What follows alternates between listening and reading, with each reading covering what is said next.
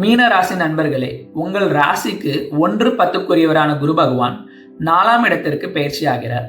உங்கள் ராசிக்கு 8, 10, 12 பார்வையிடுகிறார். தாய்க்கு உடல்நல குறைவு வரும். மற்றவர்களால் எளிதில் ஏமாற்றப்படுவீர். வெளிநாட்டு வாய்ப்புகள், வருமானங்கள் உண்டு. தனக்கென்று எதுவும் வைத்துக் கொள்ளாமல் மற்றவருக்கு கொடுத்து விடுவீர். தொழிலில் வளர்ச்சி நன்றாக இருக்கும். சொத்துக்கள் அடமானம் வைக்கக்கூடாது. ஆரோக்கிய குறைபாடுகள் உண்டு.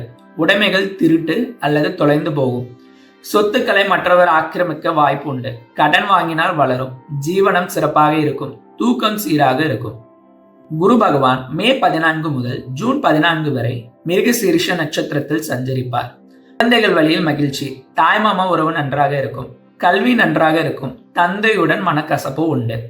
ஜூன் 14 ஆகஸ்ட் 13 வரை திருவாதிரை நட்சத்திரத்தில் குரு பகவான் சஞ்சரிப்பார். இந்த காலகட்டத்தில் வீண் விரயங்கள் உண்டு. வெளிநாட்டு வருமானம் வரும். சுகபோக வாழ்வினை அனுபவிப்பீர். கணவன் மனைவிக்குள் ஒற்றுமை குறைவு. தொழிலில் லாபம். ஆகஸ்ட் 13 அக்டோபர் 18 வரை குரு பகவான் புனர்பூச நட்சத்திரத்தில் சஞ்சரிப்பார். இந்த காலகட்டம் தொழிலில் வளர்ச்சி பற்றிய எண்ணங்கள் வரும். நிர்வாகத்திறன் அதிகரிக்கும். அரசியல் ஈடுபாடு வரும். சமூக சேவை செய்து சமூக அந்தஸ்து உயரும். அக்டோபர் 18 முதல் நவம்பர் 11 வரை அதிசாரமாக கடகத்தில் புனர்பூச நட்சத்திரத்தில் சஞ்சரிப்பார் குரு பகவான். இந்த காலகட்டம் அறிவாற்றல் அதிகரிக்கும். சொல்வன்மை உண்டு. எதிர்காலம் பற்றிய திட்டங்கள் தீட்டுவீர். தந்தையின் மீது பாசம் அதிகரிக்கும். குழந்தைகளால் பெருமை வரும். இருப்பினும் சிறு சிறு பொருளாதார பிரச்சனைகள் உண்டு.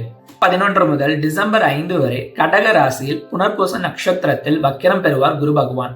இந்த காலகட்டம் குழந்தைகள் பற்றிய கவலை உண்டு. புத்தியால் ஈட்டக்கூடிய வருமானங்கள் உண்டு. கலைகளில் வருமானம் உண்டு. பூர்வீக சொத்து கிடைக்கும். டிசம்பர் 5 முதல் மார்ச் 11, 2026 வரை மீண்டும் மிதுன ராசி புனர்பூச நட்சத்திரத்தில் வக்ரகதியில் சஞ்சரிப்பார் குரு பகவான். இந்த காலகட்டத்தில் தாயால் ஆதாயம் உண்டு. கல்வி நன்றாக இருக்கும். உடல் ஆரோக்கியம் நன்று. விரயங்கள் உண்டு.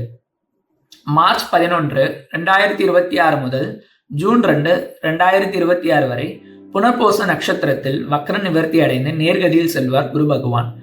இங்கு ஆகஸ்ட் 13 அக்டோபர் 18 வரை கூறியவாறே இருக்கும். அம்பாள் வழிபாடு நன்மை தரும். நன்றி.